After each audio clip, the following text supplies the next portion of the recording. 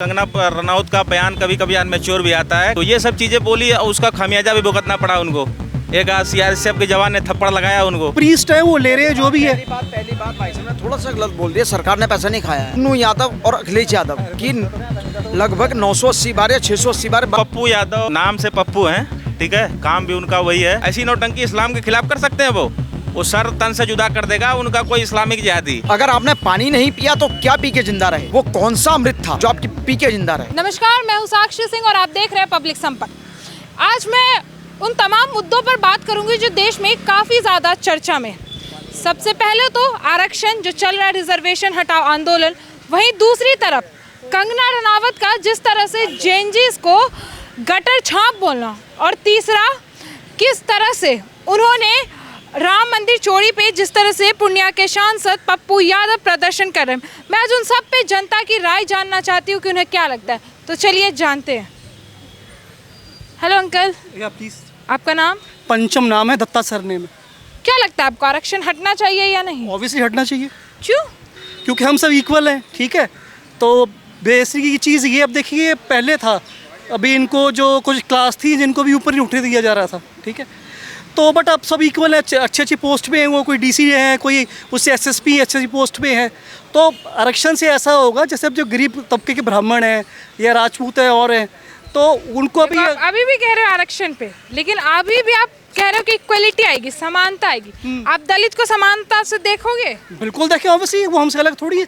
किसी को दलित कहना ही बहुत बड़ा पाप है। दलित कोई नहीं होता। पिछले वर्ग को दोगे फिर समानता? समानता बिल्कुल, मैं तो सब इक्वल है, चाहे कोई भी है, चाहे ब्राह्मण है, वो तो मेरी आइडेंटिटी पहचान है ना, ठीक है। बट हम सब इक्वल हैं। मैं किसी को शूद्र नहीं मानता, मैं किसी को वो नहीं मानता, मैं कास्टिज्म नहीं मानता। वो मेरी आइडेंटिटी है और सबको इक्वल है। तो सबको एक ही नज़र से देखना चाहिए और सबको उनकी काबिलियत की बेस पे ही व्हाट यू कॉल इट वो देना चाहिए, क्या कहते हैं भाई, आरक्षण देना चाहिए। तो आरक्षण हटना चाहिए, यही ना? ऑब्वियसली हटना चाहिए। तो कंगना रनावत ने जिस तरह से जेएनजीस को गटर छाप बोला, युवा पीढ़ी को गटर छाप बोला, कहा उनको जन्म देने वाली माँ भी वैसी ही है। जी। तो इस पे आपका क्या कहना है? देखिए वो तो काफ़ी मतलब ऐसी बात है। देखो अगर इतनी बड़ी एक्ट्रेस होके भी, ठीक है, वो फिर भी मतलब लोगों को मतलब ऐसे गलत तरीके से बोल रही हैं, तो उनकी इतनी बड़ी एक्ट्रेस और इतनी बड़ी मतलब पब्लिक फिगर होने का फ़ायदा है क्या है? किसी को गटर छाप बोलना, गलत लैंग्वेज किसी के लिए इस्तेमाल करनी, तो इससे बुरा क्या हो सकता है? मैं सपोर्ट नहीं करता कंगना रनावत को, पर आरक्षण हटना चाहिए, ऑब्वियसली। लेकिन जो दलित है वो कहते हैं कि जो पिछले वर्ग के लोग हैं वो कहते हैं कि हमें समानता इसी से मिलती है। एजुकेशन में जब हमें मिलता है तो ही लोग हमें समानता देते हैं, इक्वालिटी की तरफ देखते हैं। अगर ये चीज़ भी हमसे छिन जाएगा तो हो सकता है कि वो हमें, जो ऊपरी वर्ग के लोग हैं, वो हमें उस एंगल से नहीं देखे, उस तरीके से ना देखे। मैं कहता हूँ कि दलित कहना ही बहुत बड़ी गलती है। कोई दलित नहीं होता है, पहली बात है, ठीक है। और दूसरी बात है, अब जब हम फ्री इंडिया में हैं तो सबको समान अधिकार मिलना चाहिए। सबको उनकी काबिलियत की बेस पे जो भी है आगे व्हाट यू कॉल इट, चाहे एजुकेशन है कुछ है, उनको अपने काबिलियत के बेस पे मतलब नौकरियाँ मिलनी चाहिए और एजुकेशन में भी उनको मतलब सेम वही चीज़ मिलनी चाहिए। तो अभी जो बहुत ज़्यादा इंस्टा पे पेजेस चल रहे, रिजर्वेशन हटाओ आंदोलन, तो क्या लगता है जिस तरह से सीजेपी का इतना बड़ा प्रोटेस्ट हुआ, तो क्या अगर रिजर्वेशन हटाओ आंदोलन का भी बहुत बड़ा प्रदर्शन हो सकता है? ऑब्वियसली हो सकता है, बिल्कुल हो सकता है। क्योंकि पहले बातें थी जो थी, चीज़ें पहले हो चुकी हैं, बट हम सब इक्वल हैं, ठीक है। और हमें जो ये जात पात का भेद हटाना पड़ेगा, वो तभी हटेगा जब सबको मतलब समान अधिकार मिलेगा। आरक्षण हटेगा तभी होगा। राम मंदिर पे चोरी पे क्या बोलेंगे? जिस तरह से कल संसद भवन के बाहर पूर्णिया के सांसद पप्पू यादव ने जिस तरह से प्रदर्शन करा, दान पेटी लेकर बैठे साधुओं के भेष में राम जी के मंदिर, तो वो क्या लगता है आपको? आप मुझे ये बताइए कि पहले जो मंदिर में चंदा होता था, ठीक है, तो अब बात कर लीजिए, पहले कोई बात नहीं, पहले जो चंदा होता था मंदिर का, वो क्या गरीबों में बांटा जाता था? तो बाकी सरकारें थी, वो भी तो तब भी तो ऐसे ही होता था, मंदिर के पंडित ही खाते थे, ठीक है। तो अब अगर खा भी नहीं तो क्या है, तो प्रीस्ट है वो ले रहे हैं जो भी है। पहली बात भाई साहब ने थोड़ा सा गलत बोल दिया, सरकार ने पैसा नहीं खाया है। सरकार ने नहीं वो खाया। जवाब भी तो नहीं दे रही अंकल। मैं क्या कह रहा हूँ, सरकार ने पैसा नहीं खाया, भाई साहब ने थोड़ा सा गलत बोल दिया। टुन्नू यादव और अखिलेश यादव की लगभग 980 बार या 680 बार बात होती है। क्यों होती है? ये रिश्ता क्या कहलाता है, इसको भी देखना पड़ेगा ना। बात तो ठीक है, लेकिन वो भी तो जवाब मांग रहे हैं, वो भी तो कोई गलत वो जवाब नहीं मांग रहे हैं। सबसे बड़ी बात है, जब मैंने पहली बार अखबार के अंदर पढ़ा कि अखिलेश यादव का खुलासा किसका था? राम मंदिर में चंदा चोरी के पर्टिकुलरली इतना अमाउंट। अखिलेश यादव को कैसे पता कि इतना ही अमाउंट है? ये रिश्ता क्या कहलाता है टुन्नू यादव अखिलेश यादव का? एक सीरियल भी आया था, रिश्ता क्या कहलाता है, तो यादवों का रिश्ता क्या कहलाता है। मैं सारे यादव की बात नहीं कर रहा हूँ, चोर यादव की बात कर रहा हूँ। एक टॉटी चोर, एक चंदा चोर। चलिए, आपका आरक्षण पे क्या मानना है? आरक्षण हटना चाहिए? पहली बात, हटना नहीं चाहिए। देखिए 10 साल के लिए आरक्षण था, और आरक्षण लाने वाले कौन थे आपको पता है, सबको पता है, इनको भी पता है, आप सबको पता है। लाने वाले कौन थे, किसके लिए? कि हमें पानी नहीं पीने दिया। अगर आपने पानी नहीं पिया तो क्या पी के जिंदा रहे? वो कौन सा अमृत था जो आपकी पी के जिंदा रहे? ठीक है।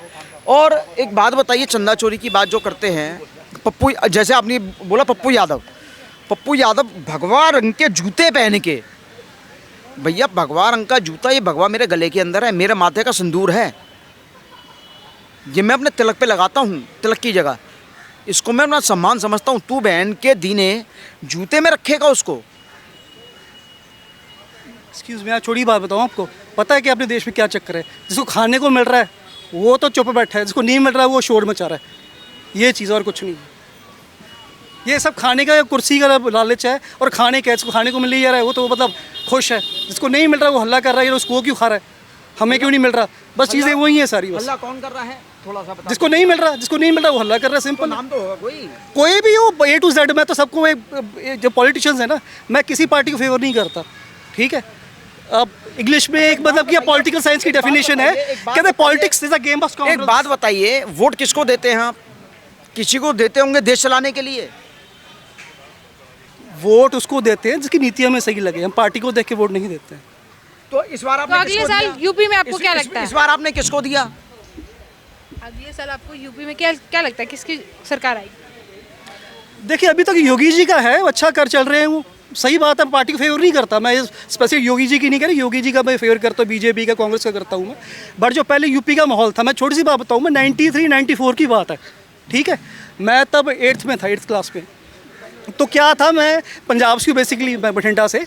पर जब यहाँ पे, हाँ जी, उम्र कितनी है आपकी? 1980 का बर्थ है मेरा भी सेम। हाँ जी। तो मैं क्या करता, जब मैं यहाँ से बठिंडा से यहाँ आता था ना, अपने यूपी अपने नान के, तो यहाँ पे हिंदू मुसलमानों की लाशें मिलती थी ट्रक में, इतने राइट्स होते थे। पर जब से योगी जी आए हैं, ये राइट्स सब हट गए हैं, हिंदू मुसलमानों की जो लड़ाइयाँ थी सब हट गई हैं, सब पीसफुल हो चुका है। बट कहा जाता है कि बीजेपी की सरकार में हिंदुत्व बहुत ज़्यादा किया जाता है, हिंदू मुस्लिम का खेल बहुत, ये कुछ भी होता है। वो तो है ही, वो चक्कर यही है ना। जब अंग्रेज है ना, पता वो जब चले गए ना, कहते हैं अंग्रेज चले गए, अंग्रेजी छोड़ गए, अंग्रेजी के साथ एक और चीज़ छोड़ के गए थे, वो डिवाइड एंड रूल पॉलिसी।